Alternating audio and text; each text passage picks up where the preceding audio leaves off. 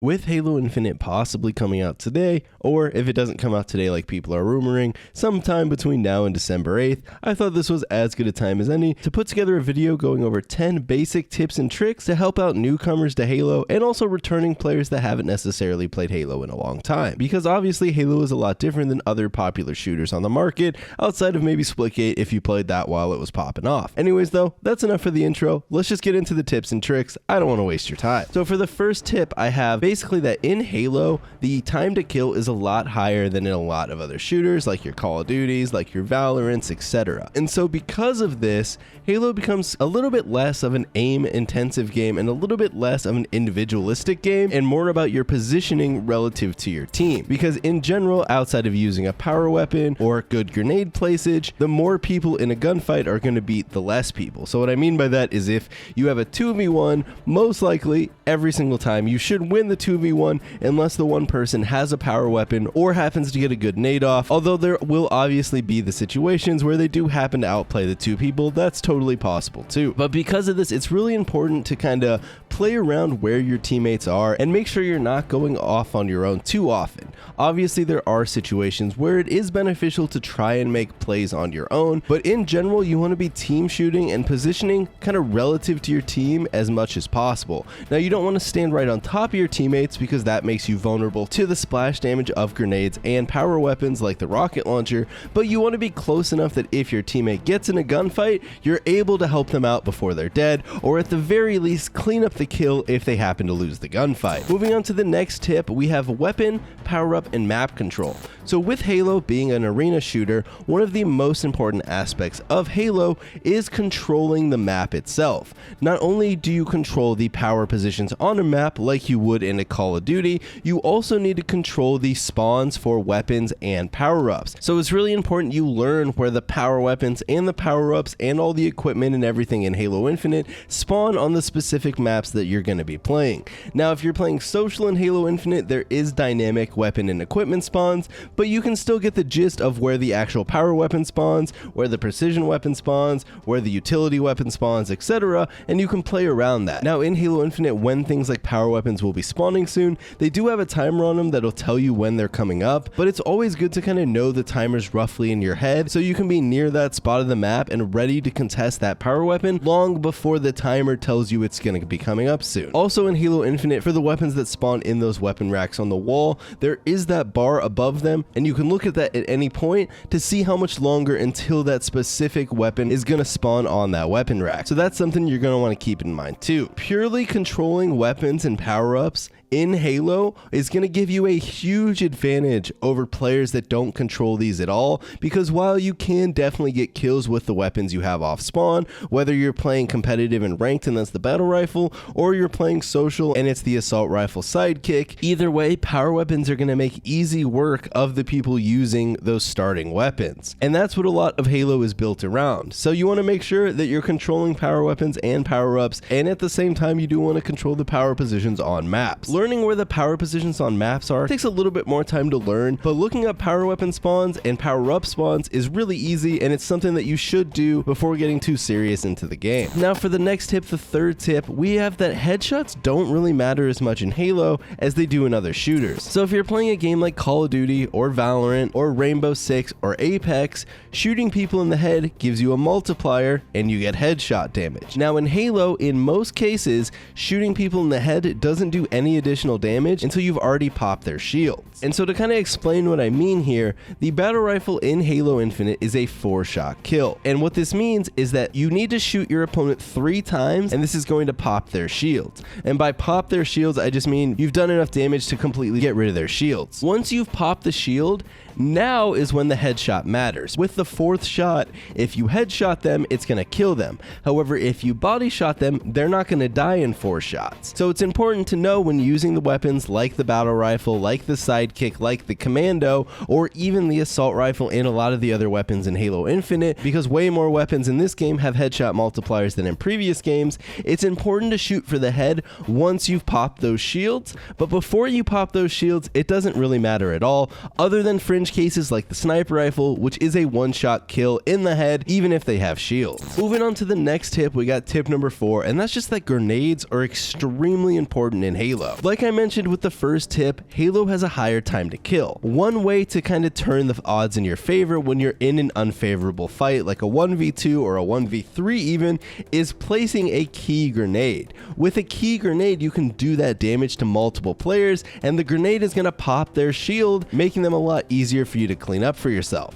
If you're able to land a good grenade on 2 players, you can easily take them out with a BR burst or 2, as opposed to trying to fight these full shield enemies where you're most likely going to lose if you're at a disadvantage. But even if you're not at a numbers disadvantage, grenades just make gunfights a heck of a lot easier, and you can also use them to deny space or all sorts of different things, so it's just really important to kind of learn how grenades are useful in Halo. Moving on to the next tip, we have tip number 5, and that is basically strafing. In gunfights in Halo, you want to be moving at all points. You do not want to just be standing still taking shots like you maybe would in other games. With Halo having no movement penalty when you're shooting, you want to constantly be moving your character around as unpredictably as possible to throw off your enemy's aim. Therefore, it makes it harder for you to kill. Another important thing to do, and it's a tip that a lot of good Halo players will give you, is that you want to use your movement to make aiming for you easier. Basically, the less that you have to move your crosshair, the easier it's going to be for you to clean up kills. And you'll learn this kind of naturally as you play a lot, but if you're able to strafe properly when you're in a gunfight, it's going to make keeping your crosshair on your enemy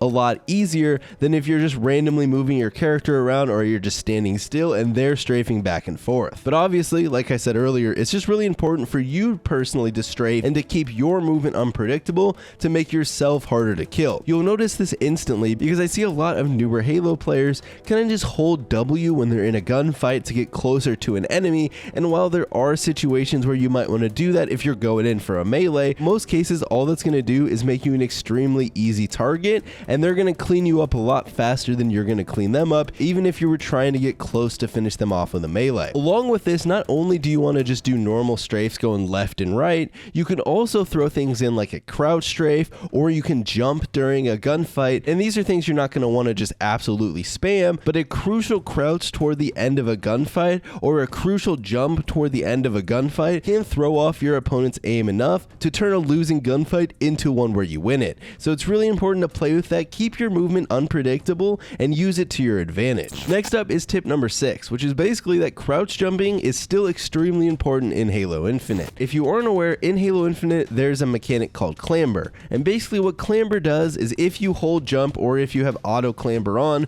when you jump up to an obstacle that's higher than what your Spartan could normally jump up to, he's going to clamber up to it or kind of climb up to it, and it's going to put you in this animation where you can grab up onto it and get onto the ledge above. Clamber is an extremely useful mechanic, but it's very important to realize that a lot of the jumps that you can clamber up to in Halo Infinite are also just normal crouch jumpable. And so what a crouch jump is, if you don't know, it's basically just when you jump, you hold crouch, it's going to raise your character's legs up a little bit, and then you're going to be able to get up slightly higher than you would if you were just normal jumping. A lot of the jumps are designed like this in Halo Infinite so that you can crouch jump them, or if you don't crouch, then you can also clamber them. So it's just important to learn where you can actually crouch jump instead of clamber, because when you're crouch jumping, you can do this moving any direction. You can do it moving backwards, you can do it moving sideways, whereas when you clamber, you have to be looking at the object that you're clambering. Not only that, crouch jumping is going to keep you out of that clamber animation and allow you to keep shooting or throw a grenade or basically do anything else that you would want to that you wouldn't be able to if you were stuck in that clamber animation for that second or so that you're in it. Next up is tip number 7, and that's using your slide effectively. Slide in Halo Infinite is one of the key movement mechanics, and you're going to see higher level players use this one to a lot of efficiency. One of the coolest mechanics you're going to want to look into is something called the super slide, where if you're coming down onto a slanted object or you jump onto a slanted object, you can time your slide perfectly with a jump toward the end of it to really gather a lot of momentum that is going to help you traverse maps a lot quicker. But in general, you also just want to be using your slide effectively. For example, going down hills, jumping out of your slide when you can, or maybe you want to slide entering into a gunfight to maybe throw off your opponent's first shot or something like that. Next up, we have tip number 8, and that's just staying alive. In Halo, one of the best things and most important things that you can do is just be an absolute rat. And so what you see a lot of newer players do is when they get in gunfights, they take those gunfights until they die. But what you'll quickly learn by watching high-level Halo players or just playing a lot of Halo yourself is you can actually be a lot more of a nuisance and a lot more effective in the game if you stay alive during those gunfights. So when you get into a gunfight and you're one shot, if you think you can kill your opponent, then obviously go for that. But if it's a case where you're just trying to get out that last smidge of damage and you know you're going to die anyways, it's actually probably more beneficial to try and fall back, to hide behind cover, run away for a little bit, and basically make that enemy have to get out of their position to chase after you to try and clean up that kill. Because now if your teammates are in proper position, they can actually put shots on that enemy who is focused on trying to clean you up. And so by making yourself as annoying as possible to clean up, you're actually going to help your teammates out a bunch because it's going to give them the opportunity to get easier shots on your enemy, and you're also going to frustrate your enemies because they're having to put themselves in worse positions to try and get those kills on you. Not only that, if you're playing something like an objective game, just purely being alive does so much more for your team than an extra shot or two of damage into someone's shields. Next up, we have tip number 9, and that's just becoming familiar with the sandbox, the weapons, the equipment, the vehicles, everything a part of the sandbox. You really want to become in touch with everything because although there are specific weapons that are going to be a bit more used in Halo than other ones, obviously like the power weapons if you pick them up off the map, or the precision weapons like the battle rifle, or even the starting weapons like the AR or the sidekick, a lot of the weapons in Halo have their own utility, and so it's important to learn when and where you want to use these different weapons. Maybe you want to use a plasma pistol to take off someone's shields,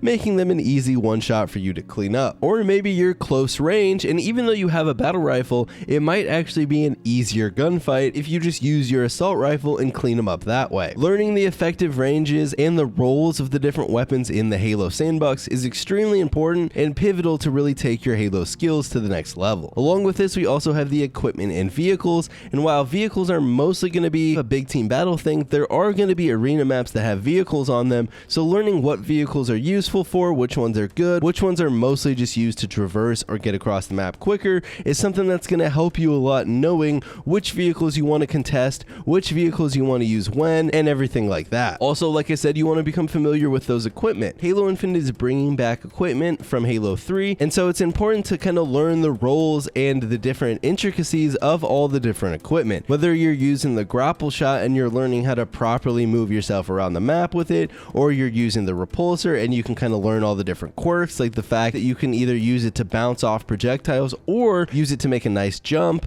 It's important to learn all these things along with when you want to use the drop wall, which is mostly an equipment you want to drop before you get into a gunfight. And last but not least, we have tip number 10, and that's kind of learning the weapon mechanics, specifically something called Bloom, and here we're mostly talking about the commando and the sidekick. So while a lot of different Halo games have had Bloom either in the background or in the case of Halo Reach, right in your face, Halo Infinite is again making it a little bit more right in your face, but it's only really noticeable if you're trying to long range someone with the assault rifle or you're using the sidekick or the commando. So basically here you just need to learn and become familiar with what ranges you need to kind of pace your shots with these guns so that Bloom doesn't screw you over, versus when you're in closer range and you can full auto the sidekick or you can just full auto the commando. Bloom as a mechanic, if you don't know what that means, is basically as you shoot your gun more frequently, the cone of where your bullets can go increases, so you can counteract this by pacing your shots. However, the key thing here is to learn when you should pace your shots based on the range and based on the gunfight you're in, versus when you do not want to pace your shots and you just want to go all out and kind of use that to clean up a kill. You'll quickly learn if you're using the sidekick at really far ranges and you're shooting it as fast as you can that it's not nearly as effective as if you pace your shots, but if someone's right on top of you and you do spam out those shots with the sidekick, you're gonna have a lot higher of a success rate. And that, guys, is gonna do it for the 10 beginner tips and tricks for Halo Infinite. I didn't go into anything too fancy in this video as I mostly wanted it to be for new Halo players or players returning to Halo Infinite after not playing Halo for a long time. I hope these tips help you out. Let me know if you want me to do more advanced videos in the future on specific mechanics, or maybe breaking down specific maps, or basically anything else you can think of. As always, if you guys enjoyed the video, you know what to do. You can follow me over on Twitch. I stream Tuesdays, Thursdays, and Saturdays. Maybe more with Halo Infinite coming out, as I'll probably want to play it a ton. And you can also follow me over on Twitter or Instagram. And with that said, I'll see you all next time.